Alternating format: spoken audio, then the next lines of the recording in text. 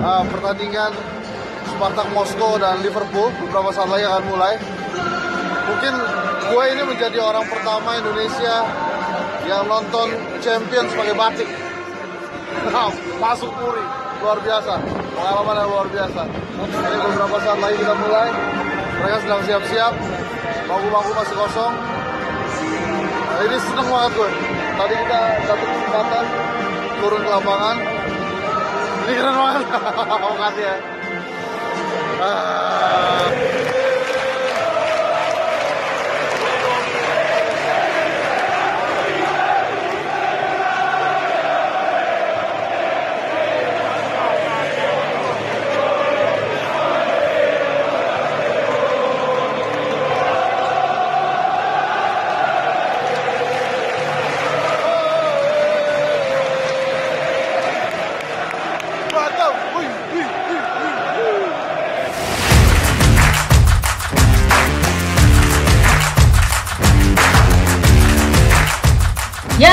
Ya, Kanal Bolers.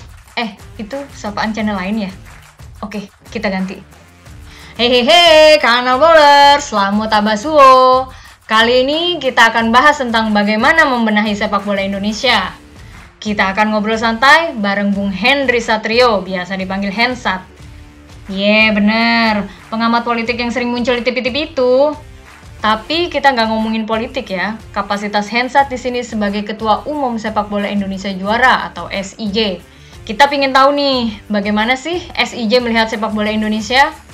Seru pokoknya. Siapin cemilan kalian, duduk yang anteng, pantengin obrolan Bung Henry Satrio dan Ketua Umum Paguyuban Supporter Timnas Indonesia Bung Ignatius Indro. Hanya di The Kanal Bolers.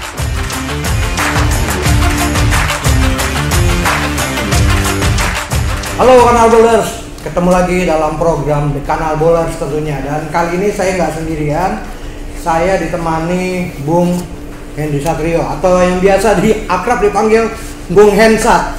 Beliau ini sekarang nggak ngomongin politik, karena di sini kapasitasnya sebagai Ketua Umum Sepak Bola Indonesia Juara atau SIJ. Ya, apa kabar Bung Henry? Baik ya. Sebentar, kalau saya ngomong kita tukeran. Jadi supaya kita sama tidak terlihat. Oke, nggak apa-apa, bantalnya ada lagi. Nggak apa-apa. Santai. Ini adalah originalitas. Oh ya, saya sudah izin sama Mas Indro. Hari ini kita ada di Weekend Coffee. Coffee. Dengan gelas ini sih ya, kalau kopi-kopi yang lain, pamerannya tuh rasa kopi yang enak. Ini mah desain gelas yang terbaru. Ini lucu banget nih. Di sini kopinya enak, tapi gue disuruh promosiin justru desain terbaru. Nah ini dia keunikannya Weekend Coffee nih. Taruh sini aja lah. Nanti minta ininya aja, Bung Hensat, apa logonya? Oke. Jadi santumin. Aduh. Jadi bagaimana sepak bola kita? Nah, baru mau nanya. Oke, kita ngomongin masalah sepak bola Indonesia. Sekarang pada umumnya. Kemarin juara U16 gitu ya, dan ini adalah prestasi pertama Iwan Bule semenjak menjabat jadi Ketua Umum PSSI. Udah mau habis ya 2023 ya? 2023. Nah, ngelihatnya sekarang gimana sih Bung Hensat nih ngelihat sepak bola Indonesia stuck, maju atau seperti apa? Objektifnya memang masih agak sulit melihat prestasi ya. Tapi kenapa saya bilang objektif kan kemarin ada pandemi dan lain sehingga memang agak tersendat-sendat lah. Kalau saya menilai dari sisi komposisi timnas sendiri ya, timnya Sintayong sih menurut saya bisa membangun tim yang lebih baik ya. Hanya kemudian saya rasa perlu kesabaran dari pengurus PSSI dan supporter Indonesia juga.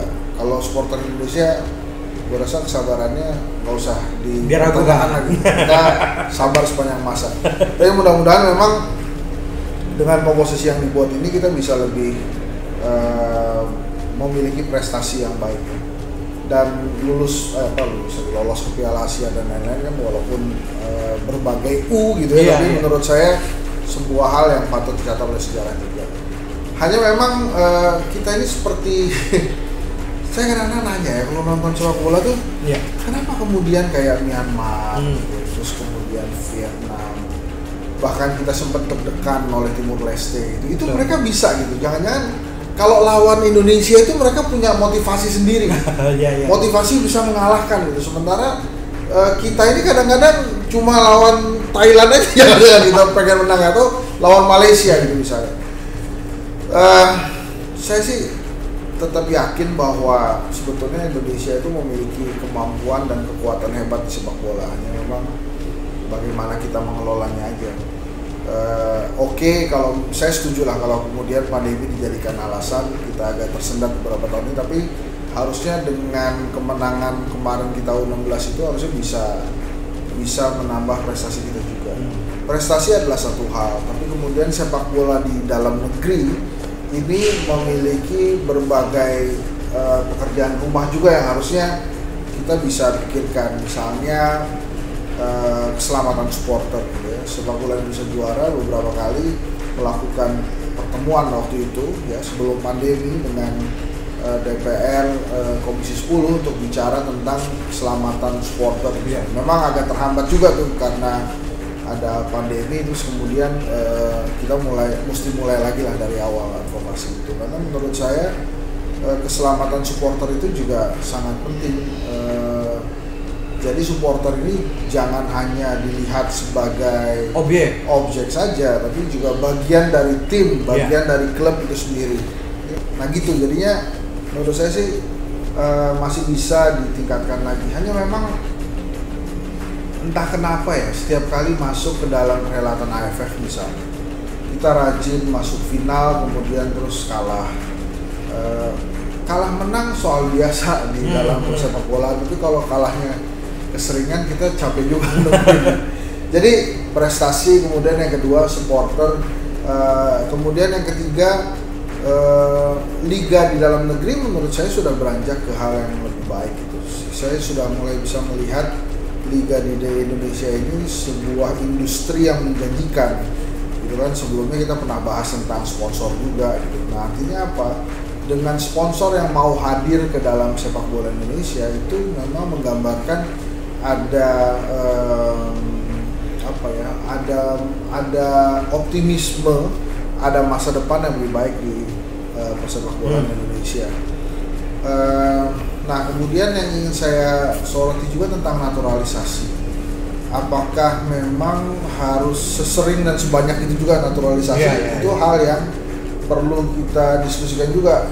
Ya satu sisi kita pengen kita memiliki prestasi, tapi apakah kemudian prestasi ini bisa dicapai dengan memperbanyak naturalisasi? Itu kan yang perlu dibahas juga. Betul. So far sih nggak begitu berhasil juga itu naturalisasi kan. Memang memberi warna di dalam timnas, jadi membuat permainan timnas lebih menarik, oke juga gitu. Tapi kalau kemudian naturalisasinya tidak bisa mengubah permainan, ya menurut saya sih harus dievaluasi ya. Nah tentang naturalisasi itu sendiri kan, kenapa saya katakan perlu dievaluasi dan apakah perlu banyak-banyak pemain naturalisasi? Toh ternyata beberapa pemain kita bisa berkiprah juga di luar negeri dan bagus gitu. Asnawi, kemudian Witan, Egy, itu kan pemain-pemain yang ternyata produk dalam negeri yang memang kita besarkan di Indonesia, kemudian mereka ternyata juga bisa berkiprah di luar sana. Jadi strateginya kemungkinan besar juga bukan naturalisasi.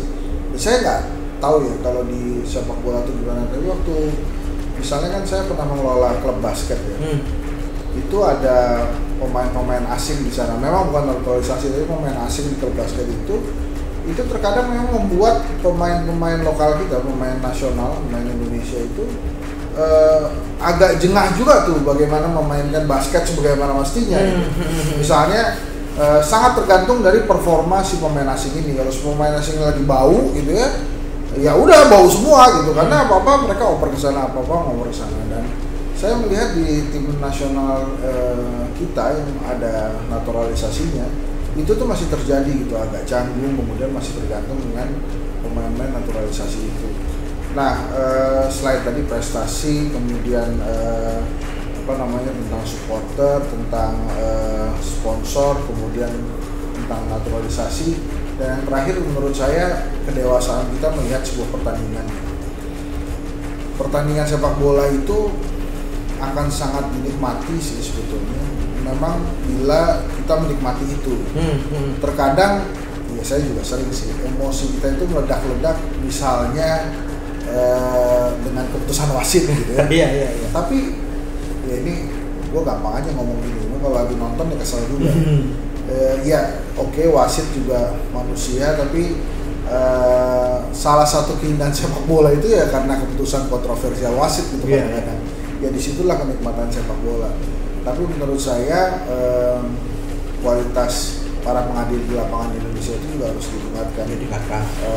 Mudah-mudahan saja PSSI juga memperhatikan itu ke sana.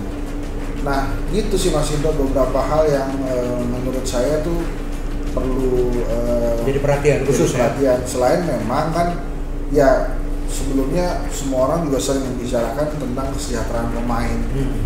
Nah, saya pernah kalau ngelihat, sorry dipotong, ini apakah karena memang PSSI hingga saat ini belum memiliki blueprint sepak bola Indonesia yang baik gitu ya, yang bagus untuk menjalankan misalnya dari kompetisinya seperti apa, dari persepak bolaannya seperti apa. Kalau misalnya kita lihat tadi naturalisasi ini, Bung Ica. Naturalisasi sekarang agak aneh gitu ketika kita tahu bahwa yang menjadi kelemahan selama ini kan bahwa posisinya striker. Ya kan, karena klub-klub di Liga 1 sendiri lebih banyak striker asing. Sehingga kita kurang memiliki striker yang haus gol, lalu punya killer instinct gitu ya. Tapi yang dinaturalisasi sekarang Sandy Walsh, ya kan? Terus juga Jordi Amat, ini kan pemain-pemain belakang. Ini agak aneh naturalisasinya. Sementara yang sebenarnya benar-benar dibutuhkan striker. Ini apakah memang karena blueprint itu yang? Iya, sebetulnya kita harus berani melakukan revolusi sebenarnya di PSSI. Salah satu yang pernah saya pikirkan itu adalah apa mungkin misalnya dalam sebuah periode pengurusan PSSI gitu ya, itu pengurusnya konsultan aja semua. Jadi kita klub-klub sepak bola di Indonesia ini diskresi lah untuk kepengurusan yang sekarang ini kita ambil konsultan dari negara-negara lain dulu untuk memperbaiki jiwa sepak bola Indonesia nih.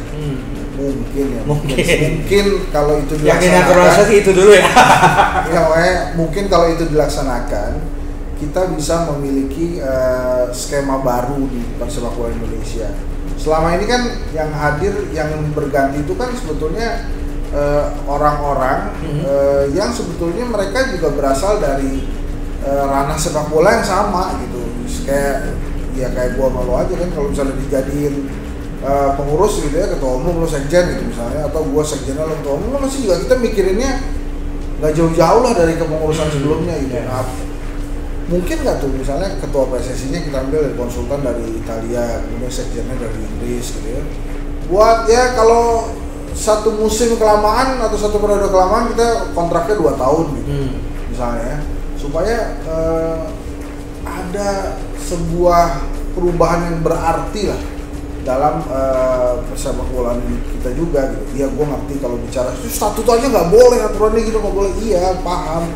Tapi kalau kemudian kita ingin sepak bola kita lebih baik kan harus ada think out of the box-nya tuh. Harus ada hal-hal berani yang kita lakukan yang nggak biasa selama ini kita lakukan kan, walaupun ketuanya ganti tapi kan prosesnya sama. Kemudian coba aja dicek, pasti orang-orang di pengurusan A itu ada di pengurusan sebelumnya juga gitu. Nah itu sih kalau emang boleh gitu ya, ya udah pengurusnya konsultan semua, atau kalaupun nggak boleh pengurus ada tapi ada konsultan yang benar-benar ada, yang kemudian misalnya diawasi oleh exco si konsultan ini. Tapi si konsultan ini punya say yang lebih, atau punya keputusan yang harus dipatuhi oleh si para pengurus ini gitu. Nah kalau model ini masih lebih susah, jadi mendingan semua pengurusnya itu kita ambil konsultan dulu aja, misalnya 2 tahun atau 3 tahun, ya kita lihat gitu dengan perubahan drastis seperti yang dilakukan ini, bisa nggak PSSI berubah? Kan menurut saya itu pasti akan berubah bukan hanya dari sisi aturan, tapi bagaimana mereka memilih pelatih, kemudian bagaimana sebuah atmosfer sepak bola itu dibangun gitu. Ya nggak tahu deh, cobain aja tuh kalau emang mau ya, sehingga para tokoh-tokoh sepak bola Indonesia nih sabar dulu aja nih 2 tahun 3 tahunan kita berikan itu ke konsultan untuk membenahi ulang sepak bola Indonesia gitu. Ya emang ide gue ini agak radikal sih, cuma kelihatannya perlu perubahan radikal untuk prestasi sepak bola Indonesia. Iya, oke. Kalau sekarang kan ya kita ini menjelang tahun depan tentunya event-event yang lumayan besar, ada Piala Dunia U20, ada di Indonesia, Piala Asia mungkin juga di Indonesia. Kemarin AFC baru lihat di lapangan kan gitu. Nah, ini kan ya kita nggak bisa melakukan hal yang radikal itu sebelum pelaksanaan event-event besar itu. Kalau Bung Hecat melihat apakah Sintayong ini mampu membuat perubahan yang cukup berarti ketika menjelang Piala Dunia dan juga Piala Asia? Saya sih melihatnya begini ya, apa yang dilakukan Sintayong hari ini cukup membuat Indonesia punya kelas yang berbeda sih sepak bolanya. Gini maksudnya, pada saat kita menonton timnas kita main, ada harapan kita bisa menang dari tiki-takanya kah, dari berbagai strategi yang dilakukan tuh ada optimisme itu. Kan kita pernah punya masa di saat siapapun lawannya kita tuh aduh kalahnya kalah berapa nih. Tapi dengan Sintayong ini kita bisa percaya diri kita bakal menang, bahkan melawan negara-negara non Asia Tenggara, negara-negara Asia pun kita bisa menang juga gitu. So artinya memang ini tuh sangat bagus dan sangat baik gitu. Nah cuma kan Sintayong ini perlu tandem di pengurusan PSSI yang bisa membuat metode pelatihannya ini juga bisa menular ke klub-klub di Indonesia lainnya gitu. Nah ini kan sekarang apa yang dilakukan oleh Sintayong bagus, cuma kalau klub di Indonesia mungkin nggak terlalu baik juga. Kadang-kadang sepak bola Indonesia itu kan memang seru ya, jadi artinya ada satu klub dilatih oleh pelatih A, kemudian juara, terus si pelatih A-nya pindah belum tentu juara gitu. Tapi ada juga yang pindah tapi juara terus gitu. Nah ini kan menurut saya ya sebuah proses kita untuk lebih baik lagi. Nah balik lagi ke Sintayong, kalau menurut saya apa yang sudah bagus ini kan perlu dijaga, perlu dipertahankan. Dan ini bukan semata-mata 2 kali 45 menit dalam sebuah pertandingan sepak bola aja, tapi memang ada sebuah, ini kalau Pak Jokowi bilang kan sistem yang harus diperbaiki. Nah kalau sistem yang harus diperbaiki kan pasti Mas Indro, saya sering bicara itu gitu. Terus pengalaman sepak bola yang lain, ahli-ahli sepak bola yang lain juga pernah mengatakan itu gitu. Tapi kan nyata-nyatanya kita belum kemana-mana, walaupun ya itu tadi Sintayong sudah membuat progres yang berarti. Tapi menurut saya sampai kapan kita melakukan begini terus gitu. Nanti Sintayongnya selesai kontraknya kita ganti lagi ke klub lain, tapi hal-hal tadi yang saya utarakan yang 5 tadi itu tidak dibicarakan dengan baik. Apakah insan sepak bola Indonesia memiliki kualitas? Memiliki kualitas tuh sekjen kita tuh kan akhirnya ke FIFA kan, jadi ngurus FIFA juga. AFF ya, ke AFF. Terus mungkin juga nanti dia akan lari ke FIFA. Jadi maksud saya adalah, jadi kalau Mas Indro ngajak ide gue apa, saya pengen yang ide yang sebetulnya belum pernah dipikirin juga. Itu tadi lah, udah konsultan aja semua dulu tuh kepengurusannya. Nah kita ngapain? Ya udah kita nunggu aja dulu sampai jadi gimana. Kenapa nggak mereka panggil konsultan aja, tapi pengurusnya tetap kita gitu. Kalau itu mah gue yakin udah pernah dilakukan gitu. Jadi pengurusnya ya ada, terus panggil konsultan gitu untuk bicarakan ini itu, tapi kalau nggak dilakukan kan susah juga. Mungkin gue rasa ya, kalau orang asing kan konsultannya orang asing bukan orang Indonesia, mereka mungkin bakal berani tuh mencat wasit gitu ya, atau mencat pemain yang nggak patuh dengan statuta gitu misalnya, atau membubarkan klub yang nggak sesuai dengan statuta gitu. Mungkin mereka karena bukan orang Indonesia, berani-berani aja tuh melakukan itu, lurus-lurus aja tuh melakukan itu. Terus kalau kita ini kan, ya kalau pengurus orang Indonesia juga ada pakai juga, masa dibubarin ntar timnya gimana gitu kan. Tapi kalau menurut saya kita perlu gerakan radikal gitu. Jadi wah asik juga tuh ya. Nah ini sebenarnya pemerintah sudah berusaha untuk memperbaiki sepak bola. Yang pertama ada Inpres percepatan pembangunan sepak bola tahun 2019 yang tahun ini berakhir harusnya ya, entah itu diperpanjang atau enggak. Lalu ada undang-undang keolahragaan yang kita perjuangkan juga, masalah supporter ada di dalamnya gitu ya, payung hukum untuk supporter. Nah sebenarnya kan ini sudah ada dibentuk payung hukum untuk mempercepat pembangunan sepak bola, tapi kenyataannya ini yang belum bisa dimanfaatkan oleh PSSI yang harusnya menjadi ujung tombak tuh gitu. Ini menurut Bung Enjot gimana? Ya itu makanya ganti aja semua pengurusnya tuh orang luar negeri semua. Jadi ketua PSSI-nya misalnya dari Inggris, sekjennya dari Prancis, terus ada dari Italia, semuanya ngumpul untuk memperbaiki Indonesia gitu. Kitanya gimana nih insan sepak bola, udah tunggu dulu aja. Nanti pada saat masanya selesai, misalnya dia dikontrak nih, yang kontrak kan PSSI juga gitu. Dia diawasi Exco lah misalnya 2 tahun 3 tahunan ini kita bikin pengurusannya begitu ya, boleh juga. Bakal disanksi FIFA nggak? Selama pemerintah nggak cawe-cawe, saya rasa nggak akan disanksi FIFA. Jadi ini keputusan PSSI, anggap aja kita mengangkat PLT pengurus PSSI gitu. Jadi nggak, karena kalau begini-begini aja kan, misalnya ya, kita berganti-ganti ketua PSSI kan udah sering. Ada yang bilang pada masa Nurdin Halid adalah masa yang terbaik. Ada yang bilang pada saat zaman Nugraha Besus jadi sekjen itu adalah masa terbaik. Ada yang bilang pas Iwan Bule ini masa yang terbaik. Itu terus gitu. Tapi kan kita AFF aja pernah juara. Gitu. Giliran kemarin U16 bukannya saya nggak suka ya, tapi menurut gue agak berlebihan juga tuh kemarin U16 tuh. Tapi ya udahlah. Indonesia. Ada U12 juga masih ramai. Iya masih ramai itu. Nah itu maksud gue, udahlah kita kalau berani, dan yang bisa ngatur itu kan yang punya hak suara di PSSI kan. Siapa itu? Klub-klub gitu. Kalau klub-klub pengen kita lebih baik nih PSSI-nya, kita rela dulu ya, ada PLT nih, semuanya datangnya dari luar negeri. Seru juga menurut gue. Jadi kita belajar tuh langsung. Kalau biasanya kan paling kunjungan studi banding gitu kan, enggak lah, mereka langsung gitu. Ini radikal bos, tapi di Indonesia menurut saya untuk sepak bola Indonesia perlu ada usulan-usulan begitu. Paling enggak konsultannya yang benar ya, bisa konsultannya ya. Kalau mereka nggak bisa jadi pengurus dan hanya bisa jadi konsultannya itu memiliki kewenangan lebih besar dari ketua PSSI. Ya, gitu. Tapi dia nggak bisa mencat ketua PSSI kan, ketua PSSI-nya takut bisa dipecat.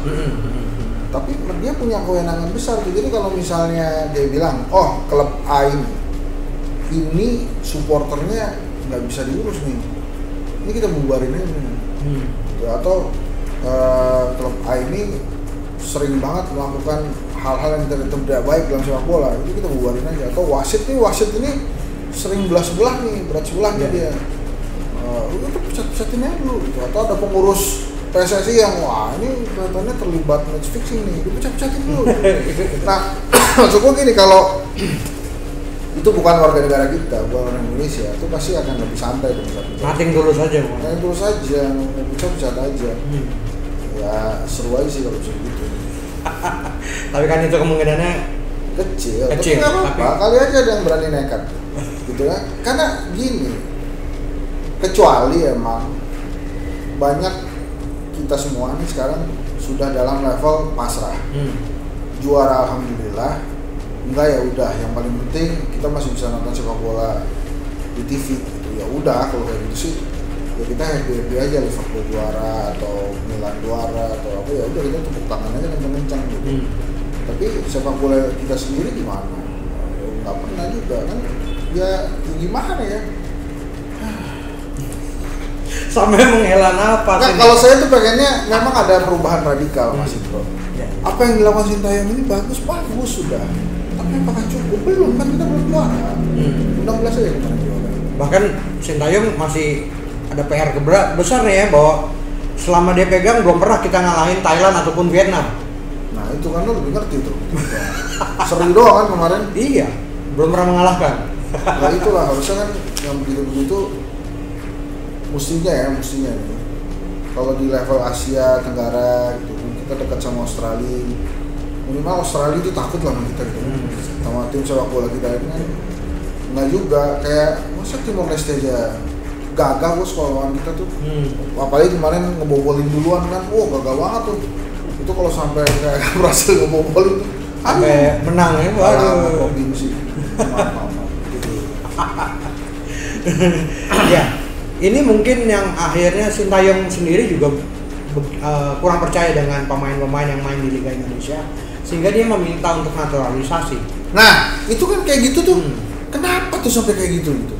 Padahal kelasnya Asnawi main di Korea juga dilulukan juga, Witan, terus si Egy, si Pratama Arhan. Nah, si Arhan juga main tuh bagus-bagus juga gitu. Tapi kenapa kemudian masih deg-degan juga sama kualitas pemain yang ada gitu. Akhirnya perlu naturalisasi yang kayak Mas Indro bilang tadi, naturalisasi sebagian besar di posisi belakang semua gitu kan. Yang ya aku nggak ngerti juga tuh apakah memang skemanya mau kayak gitu, sehingga cari pelari-pelari cepat seperti Witan gitu misalnya, sementara yang belakang yang penting kokoh dulu ya boleh aja sih, silakan aja. Atau mau pragmatis kayak Mourinho gitu. Nah itu boleh juga begitu. Nah sekarang kan, nah itu menurut gue, kalaupun kita nyawa Mourinho lah mendingan Jurgen Klopp lah. Enggak, gue nanya lu, kita hire Jurgen Klopp atau Mourinho atau Ancelotti atau Pep Guardiola ke timnas, menurut lu akan lebih baik nggak sepak bola kita? Sistemnya belum berjalan dengan baik, jadi agak sulit juga dia. Kalau sistem harus perbaiki, bagian apa yang harus kita perbaiki?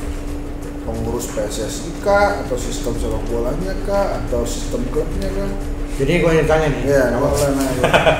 Oke, pengurusnya dulu, pengurusnya yang benar-benar tahu bola, yang benar-benar memang ingin memajukan sepak bola Indonesia gitu ya. Jadinya dia ngerti juga bahwa apa sih yang perlu dibangun awalnya, dari hulu hingga ke hilir, pemain-pemain kita seperti apa hasilnya menghasilkan misalnya kompetisi yang dibuat secara profesional mulai dari usia muda gitu ya. Nah, kalau gitu sekarang gini aja, yang dinaturalisasi bukan pemain, tapi yang dinaturalisasi itu pengurus. Gimana? Ya, setuju ya? Setuju. Mantap. Naturalisasi ini bisa jadi quote kan? Ya, naturalisasi pengurus aja sekalian. Oke, pertanyaan terakhir. Masih ada nggak sih harapan untuk di 2023 ini event-event internasional? Piala Dunia U20, Piala Asia, ini kita akan berprestasi di event ini. Kalau harapan kita harus terus berharap. Gitu kan? Dalam sepak bola kan nggak melulu tentang hitungan matematika. Ada si Dewi Fortuna. Nah, dalam harapan itu ada Dewi Fortuna yang jalan-jalan. Masalahnya si Dewi Fortuna ini hinggapnya berhentinya di mana? Di timnas kita atau timnas yang lain. Jadi menurut saya harapan itu harus kita bangun. Kita mencintai sepak bola bukan hanya menang kalah, tapi bagaimana sebuah story, sebuah cerita di lapangan yang bisa menginspirasi kita. Kan banyak pelajaran yang bisa kita dapat di lapangan gitu kan, bagaimana gerakan tanpa bola bisa menghasilkan gol juga kan, kita belajarnya dari sepak bola. Jadi harapan itu harus tetap kita miliki, Mas Indro. Dengan harapan itu kita berdoa, dan berdoa itu mudah-mudahan lah kita sukses. Dan itu tadi si Dewi Fortuna tuh mau berada di tim kita. Gak apa-apa, terus-terusan juga. Itu kalau kita bisa kontak, kita kontak tuh Dewi Fortuna tuh. Gitulah kira-kira. Ada yang punya nama Dewi Fortuna. Oke Bung Esat, ini ada satu lagi kita akan ngasih bola. Ini dari Saka. Wah, terima kasih. Saka ini perusahaan Korea. perusahaan Korea. Perusahaan Korea. Ini impor tuh. Impor. Enggak nih made in Indonesia tulisan. Made in Korea dong baca. Oh iya made in Korea. Coba. Ini Made in Korea. Makasih nih. Nah, ini buat Bung Hensat. Wah, Ini perusahaan bola di Korea baru masuk di Indonesia. oh. Ini buat makanya pertama kali ada PSTI-nya, guys. Bisa bacain nih PST ini Paguyuban Supporter Timnas Indonesia ini ketuanya. Ya, luar biasa. Terima kasih ya. Mas Indro. Ini juga nih. Ini juga Saka juga. Saka juga. Ini buat pantas tadi dipajang-pajang ya. Ansor. Ansor nih GP Ansor. Gitu. Oke. Oke, Bung Hensat jatuh. Sip. Ya, sip. Oke. Terima kasih udah Terima kasih banyak. ngobrol-ngobrol juga bolanya. Indonesia. Pok. Oke, Karnavalers, demikian obrolan kita sama Bung Hendy Satrio yang kali ini bukan politik. Kita ngomongin bola. Ngomongin bola. Oke? Kita kapan ngomongin Liverpool?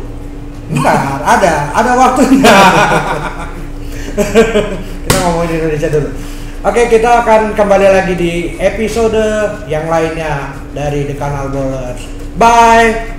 Sampai jumpa. Saka dong. Saka.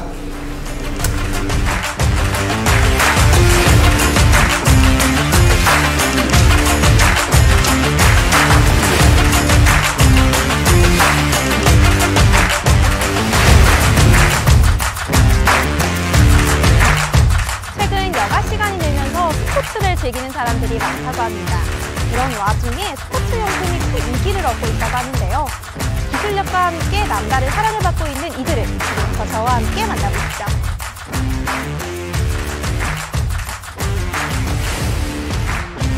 저희 회사는 저의 사장성과 기업가 정신으로 형성된 회사고요. 1994년 창업을 했습니다. 내가 제일 좋아하는 일이 무엇인가를 찾게 되었고 그중에 축구였습니다. 해외 응용 브랜드들과 파트너십을 맺으면서 차근차근 오늘날의 회사로 발전시켰습니다. 22명의 선수들이 하나를 가지고 공통으로 사용하고 경기력에 엄청난 영향을 준 것이 바로 축구공이다. 하지만 국내에는 축구공을 만드는 기술자들이 거의 없는 상태이다. 그럼에도 이들은 자체 축구공을 생산하고자 다양한 노력을 기울이고 있다. 만들기 어렵다는 축구공도 직접 제작하신다고 들었습니다. 자세한 소개 부탁드려요. 우리나라는 1970년대까지 축구공 수출국이었습니다. 인건비 상승으로 인해서 축구공 대세산업이 붕괴되었어요. 그러다 보니까 월드컵 4강하는 축구 선진국인 우리나라가 원천 기술이 없었던 것이죠. 그래서 저는 원천 기술에 초점을 맞춰서 국내 유일의 축구공을 만들게 되었고요. 공장도 확보하게 된 것이죠. 다시 수출국 기회가 확보될 때까지 지속적으로 노력을 할 것입니다. 이들은 최고의 생산 설계를 갖춘 자체 공장에서 전문 생산 인력을 바탕으로 전문 생산 라인을 운영하고 있으며 인도네시아, 베트남, 중국 등의 다수의 생산 협력 업체를 운영하고 있다. 이로 인해 사계절 전초는 최고 품질의 제품들을 생산 공급함과 더불어 소비자들의 지속적인 만족도를 높이고 있다. 지금도 꾸준한 연구 개발을 통해서 기술력을 확보하고 있습니다.